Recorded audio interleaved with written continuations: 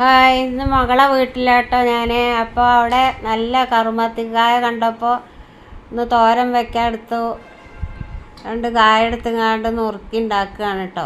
നല്ല ഇളയ കായാണ്, അധികം മൂപ്പൊന്നും ആയിട്ടില്ല. അപ്പോൾ അത് നല്ല തോരത്തിന് നല്ലതായി തോന്നി. അപ്പോൾ അത് എടുത്തുകൊണ്ട് ഞാൻ തോരൻ വെക്കുക കേട്ടോ. അവിടെ അമ്മയ്ക്ക് നല്ല ഇഷ്ടമാണ്. അപ്പോൾ അങ്ങനെ ഞങ്ങളിങ്ങനെ ഒക്കെ നുറുക്കി ഉണ്ടാക്കി. പിന്നെ ചട്ടി അടുപ്പത്ത് വെച്ച് അതിലേക്ക് എണ്ണ ഇട്ടു. എണ്ണ ഒഴിച്ച് കടുക് ഇട്ടു. പിന്നെ കറിവേപ്പില, പിന്നെ ഒരു സ്പൂണ് മഞ്ഞൾപ്പൊടിയും കൂടി ഇട്ട് കൊടുത്തു. എന്നിട്ട് അതൊക്കെ ഒന്ന് ഇളക്കി യോജിപ്പിച്ചിട്ട് നുറുക്കി കഴുകി വെച്ച കറുവത്തുങ്കായ അതിൽ ഇട്ട് കൊടുത്തു. നല്ലൊരു തോരൻ ഉണ്ടാക്കുകയാണ് കേട്ടോ. നല്ലൊരു എല്ലാവർക്കും ഇഷ്ടപ്പെടുമെന്ന് ഉണ്ടാക്കി നോക്കുക. എന്നിട്ട് അതിലേക്ക് നമ്മൾ ഒരുക്കി വെച്ച തേങ്ങ അതൊക്കെ ഒന്ന് ചതച്ച്, തേങ്ങ, ഉള്ളി, 2 അല്ലി വെളുത്തുള്ളി, കുറച്ച് ജീരകം, ഇതൊക്കെ നല്ലോണം അരയേണ്ട, കുറച്ചൊക്കെ ഒന്ന് ചതച്ച് വെച്ചു. പാകത്തിനുള്ള ഉപ്പ് ഇട്ട് കൊടുത്ത് ഒന്നും കൂടി ഇളക്കിയിട്ട് പിന്നെ ഒന്ന് നല്ലോണം ഒന്ന് അടച്ച് വേവിക്കണം കേട്ടോ. അധികം വേവില്ല.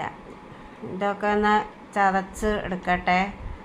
ഇനി അതൊക്കെ നടുവിലൊരു ചെറിയൊരു കുഴിയാക്കിയിട്ട് ആ അരവ് അതിലൊന്ന് ഇട്ട് താഴ്ത്തി വെക്കണം. ഒരു 5 മിനിറ്റ് അടച്ച് വെക്കുക. എന്നിട്ട് വയനാട്ടുകാരൊക്കെ പറയും തട്ടിപ്പൊത്തി വെക്കുക.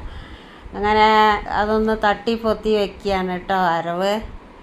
അങ്ങനെ ഒരു 5 മിനിറ്റ് എന്നിട്ടുണ്ട് അടച്ച് വെച്ചാൽ ആ തേങ്ങേൻ്റെയും മുളകിൻ്റെ ഒക്കെ പച്ചമണം മാറാനാണ് കേട്ടോ. അതിലേക്ക് യോജിക്കാൻ വേണ്ടിയിട്ട് നല്ലൊരു രുചി ഉണ്ടാവും. ഇങ്ങനെ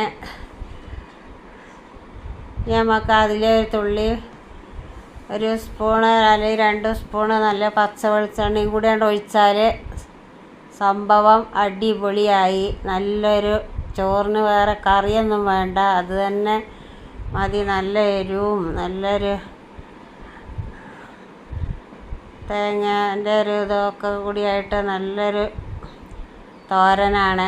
പപ്പായ തോരൻ, അല്ലെങ്കിൽ നമ്മൾ പറയും കറുവത്തുങ്കായയുടെ തോരൻ. ഇങ്ങനെ ഒന്ന് വെച്ച് കഴിച്ചു നോക്കുക.